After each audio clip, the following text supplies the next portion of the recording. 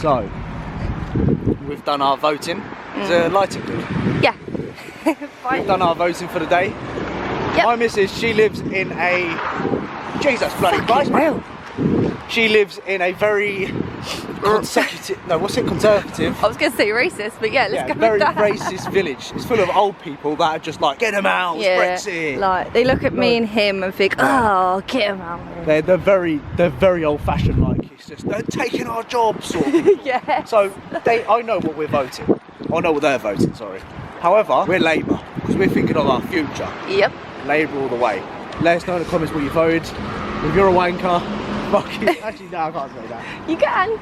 Nah, because it's the end of the day, it's what people want for themselves, isn't it? What, you want the NHS sold, yeah? If you want that, fuck off back to America. Just fuck off to America, innit? We don't need that in this country. I don't like Boris. NHS. The Labour. Yeah, exactly. Up Jeremy, what's his name? Corbyn. Yeah. Corbyn, that his name is. Corbyn. Up him. Not up Boris. Boris is a twat.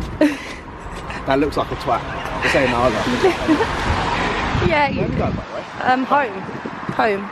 Let's cross the road. Jesus, no Christ. Yeah, I'm recorded, so let me know what I'm doing.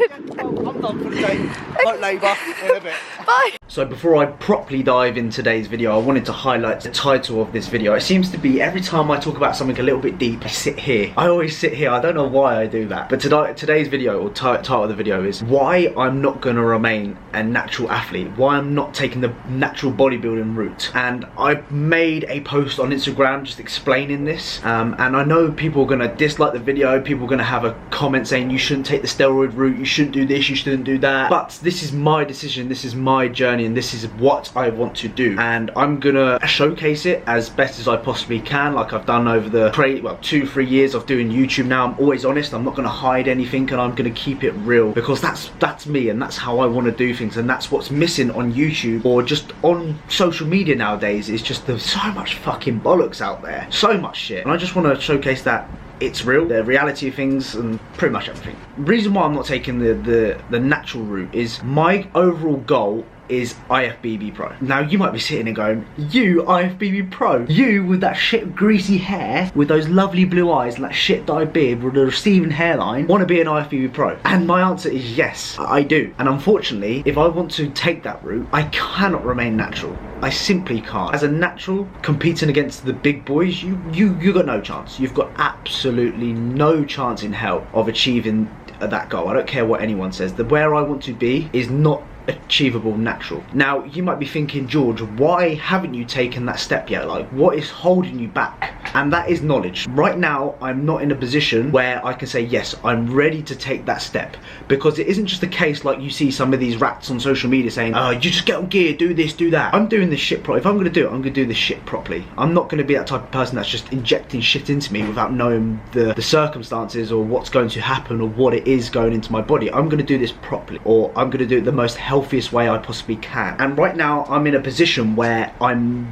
not the most knowledgeable. Don't get me wrong, I'm investing so much time and effort every single day, listening to podcasts, you know, forums. I'm reading up on this shit every single day to make sure that I am knowing what I'm getting myself into. And that's what's holding me back right now, is I just need to make sure that I'm in a position where I'm educated enough to take that step. That's all I'm literally doing. Whether that's going to be another 6 months, a year, I'm going to take that step when I am ready, when I'm confident enough to say, right, I know what I'm doing now. I know what this drug's going to do to me. I know what this is going to do to me. I know if I have this side effect, this is what I can do to combat it. So I want to be 100% on point with what I'm doing. Almost like what Josh Bridgman has done this year in terms of his anabolic use. He's been spot on with it, and I've learned a lot from him, just from showcasing what he's doing and health side of things and blood tests and all that type of stuff. So that is what's holding me back right now. And I don't want to be bodybuilding past the age of like 50. I don't want to be doing what I'm doing now at 50 years old. I want to be just going to the gym 3-4 times a week, 3 times a week if anything, Monday, Wednesday, Friday, full body splits I should say, just enjoying training, just not going into the session worrying about progressive overload, doing this. I just want to do it just to keep fit and healthy, in total honesty. And right now, if I'm willing to be extreme with what I am doing to allow myself just to kind of almost retire from it at 50, then that's what I'm going to do. And I use the reference and term which I like to use, I'd rather live like a lion for 30 years than a snail for 90 years or an ant. because they're fucking boring, you know. They don't do much in the 90 years that they live. They're quite boring. Whereas a tiger, a lion, you know, they're fucking vicious. They're you know, they're crazy and they do that shit for 30 years, but they don't live as long, if that makes sense. So that's kind of my thought process. I don't want to be doing this past the age of like 50. I just want to be able to go to the gym and just enjoy it. I know I've waffled on for quite a bit talking about why I'm going to take that route, but I hope that you appreciate my decision. I know that a lot of people are going to be dead against it. I know I've already got 20 dislikes on this video just by me saying that I'm going to go on gear eventually. That's what I want to do. That's what I want to achieve, and that's what I want. Yeah, I put my life, as you guys know, I put my life and soul into this. That's why I did this prep. I put my whole entire life into that stuff because I love it. It's my job, it's my passion, it's what I think about first thing in the morning and last thing before I go to bed. And I want to be one of the best. And if I have to do what I have to do to be the best, then I'm gonna do it. So yeah, I hope that you kind of appreciate what I've just said there. Enjoy the rest of the video. I'll go through my session and just chat a load of waffle as usual. And see you in a bit. Oh. That, my friends, focus. Hey, bloody Baltic. It's cold and it's raining. Probably the two worst combos, I think, for me. I don't mind when it's cold, but it's not raining, like it's a frost in the morning. Don't mind that at all. Or I don't mind when it's raining, but it's quite warm. You know, in the summertime when it rains, you're like, oh, that actually feels like a really nice shower. When it's cold and when it's raining and you go for a walk and you're just wet, cold, damp, like a damp dog, smelling like a damp dog, not for me. But shock, surprise, surprise, we're on the way to the gym. I don't know if you heard that then, but I nearly stalled the car. Which isn't surprising for me because I'm quite a poor driver. There we go.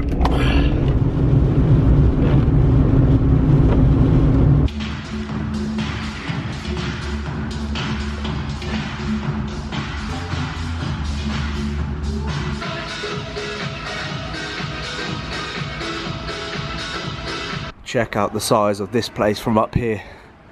Look how big it is. So much kit.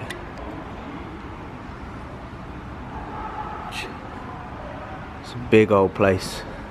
Right, so I just got to the gymnasium. I got this, I'm gonna do a little warm up with rotator cuff stuff, which I actually stole from, I can't remember who it was on Instagram. I saw them do it and I've been doing it ever since to warm up. Normally we do this as rotator cuff stuff. We always do that, but what I've watched on Instagram is someone does it differently. So what they do, they put the arm, I'll show you pretty much, it's quite straightforward.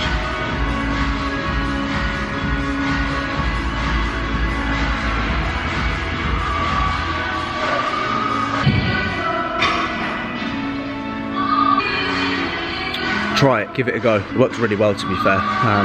It's like the 5th time doing it and it just feels so much more better instead of just going like that, where it doesn't really do much. Try it. Tip of the day from the Jewelry Boy.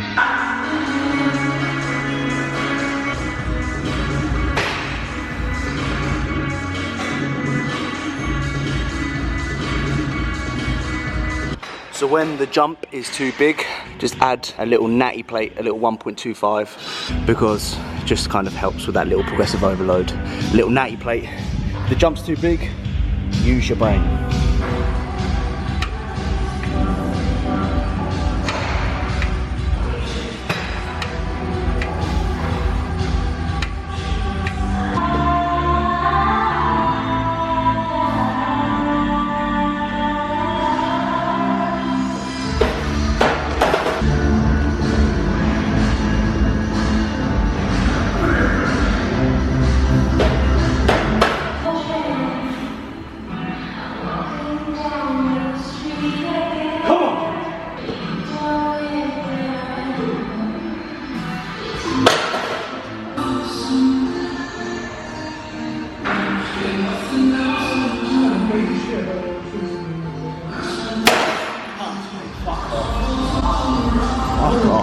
So OHP, I thought I would try and go for 60, but it just wasn't there today. It really wasn't there. I warmed up everything, I made sure that everything was okay. Last time I did 57.5 for a set of 6, and I was like, right, let's try the 60, see how many I can get, because I haven't done that for about 6 months, and I couldn't even get 1 rep, which has really annoyed me. I tried it twice as well, which I probably shouldn't have done, because I was so keen on trying it. But what I wanted to say, and this is what I said on my Instagram, is I just want to showcase like the reality of it. Like I'll look back in 6 weeks time where I'll be doing 60 kilos on an OHP, and I'll be laughing at what I did today, because I know what I need to do. My body weight's still for the past couple of weeks. I need more food, I need more body weight, and trust it, give it a little bit of time, patience, consistency, and that 60 will be flying. But for today, it's not there. It's not there, and we just move on. I'm not going to sit here and get pissed off about it, because what's the point of getting pissed off about it? At the end of the day, it just happens. I know that eventually I'm going to be able to do more than that, and that'll be one of my back off sets. I'll be able to do that for 12 at some point in this off season. I've got years of this yet, so yeah, just a little bit pissed off with that, but it is what it is at the end of the day. So we then went on to the hammer strength shoulder press. It's a movement which I've been doing too often, to the point of where I had to take it out one of my rotations. Sorry, but the dog, it literally just wanted to play with me. Look, the fucker. Look, yeah, you look at you. You're looking at the camera. I had to basically, I was having that in both of my rotations, and I found that my progress was stalling. So what I did is I actually just kept it in the one of the rotations, and I found that the progression started to pick up again. So words of advice, if you're doing a movement too frequently and you're stalling, then I would probably suggest taking that exercise out for a period of time, and then, or maybe just doing it in one of your rotations, and you'll probably find that your progression is going to be a lot more better.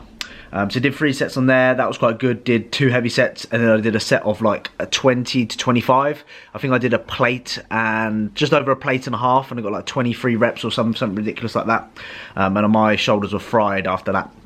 Then reintroduced the barbell row, I should say. I did take that out for a period of time, especially towards the latter stages of my prep, because it just wasn't feeling good anymore. Like, the movement was just, especially, and this is quite important to understand, that when you're getting lean, you may potentially have to rotate some exercises out. So for example, what I found anecdotally from some clients is, on like the free weight stuff, so barbells, dumbbells, as you lose body weight, your stability gets worse for obvious reasons. You know, you don't have that cushion around the joints, you don't have that body weight to stabilize you anymore using that particular weight. So sometimes it's quite important to, I know a lot of individuals want to retain their numbers in a deficit, and in the reality of things, your numbers aren't going to be retained to a certain degree. And this is where we can potentially introduce movements which will combat the stability aspect of things, for example, which you need for a barbell and a dumbbell. So this is where we might introduce, let's say, a incline hammer strength chest press in place of a incline dumbbell press. This is where we can potentially, for example, myself, when I was on prep, I replaced the barbell row with a Smith machine row, and that took away the stability aspect of things, and it just allowed me to focus on what I needed to do. And sometimes that was needed. And now, obviously, now when I'm back in my off season, I reintroduced the barbell row, and now I'm surpassing like all-time strength on it. Like, did like 100 for a set of 11, 105 for a set of 9. So I'll be looking to go to 110 next time I'm on that, and see how well I can do, because that was really, really good. I haven't done that for a long while, so reintroduced that, and that was good. Then move on to the JP style pull down. I don't actually know exactly what this pull down is called, but I just call it the JP one because I've seen him do it before. Again, what I'm trying to focus on is bring my elbows down to the floor, or the base of the spine, whatever you want to call it. I did like a set of like 8s, then I did a set of like 12, then I did like a set of 16. So I'm working across numerous amounts of rep ranges. It isn't just, you know, your typical 8 to 10 rep range, which a lot of people prescribe. It's working across all rep ranges. It's not just focusing on one. I then moved on to the lateral raise machine. No, I then moved on to a single arm row, sorry, where I'm really focusing on driving my elbow down without trying to retract the scapula. And now I'm using this one in particular because it just allows me just to kind of take away the stability aspect of standing up, and I can just really focus on contracting my lat, which works really well. So I finished off with 2 sets of that. Again, one set of like 8 to 10, one set of 12 to 15, and I'm trying to get stronger in both of those rep ranges. Simple as that. Then moved on to the lateral raise machine, which I mentioned, 4 sets there, doing quite a lot of side delt volume at the moment. Main reason behind it is because I need more side delt, simple as that. And you luckily, it's such a small muscle group that it can recover quite efficiently compared to, let's say, your quads or your hamstrings or your glutes, which are very big muscles which take a little bit of time to recover. So I'm able to get away with more volume, and you'll probably find that you'll be able to do 12 sets of lateral raises in a session and recover quite fine from it. That there's no issues at all with that. And then I moved on to a reverse pec fly just to do the rear delts. Again, thinking about bringing my elbow, bringing the handles to the corners of each of the room. So I'm just visualizing that. That's all I'm thinking. My elbow is nice and high. I don't want to tuck them down like this. I want to keep them nice and high. And then I finished off with a rest pause on a shrug machine. So with a rest pause, I use a weight which I can perform about 10 to 12 reps to failure. And then what we're trying to do is we're trying to do 3 failure points. So I'll go to failure, I'll take 5 deep breaths, I'll go to failure again, take 5 deep breaths, and I'll go to failure again using the same weight. Or you could do the 20-second rule, where you take 20-second break, go for it again, 20-second break, or 5 deep breaths. Totally down to you. But I really like rest pauses. They're really good technique. And if you're not doing it, then I would recommend doing so. And that was the session, pretty much a 7 out of 10 session. If my pressing went to plan, I would have been a lot happier. But like I said earlier on in the video, I'm confident now that 60 kilos will be flying very, very soon as my body weight goes up, as I'm introducing more food.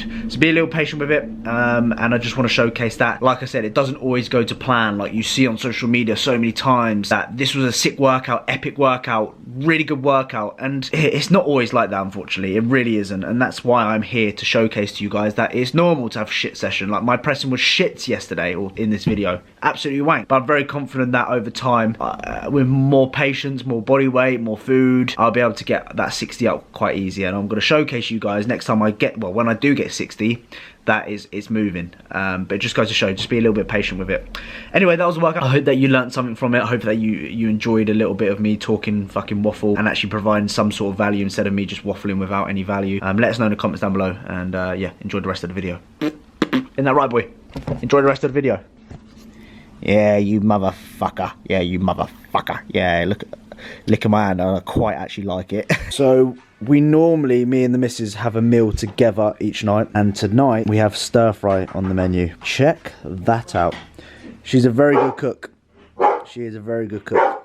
Jesus bloody Christ. She's a very good cook. And we got chicken, some like Singapore noodles, with like mushrooms, carrot in there. This is my staple meal. Every single day I pretty much have a stir fry, and it is absolutely pengers. So our meal together. No, I don't think I would ever get sick of this meal. Yeah. But we have it like every day. We're getting to a point of where we have it every single day.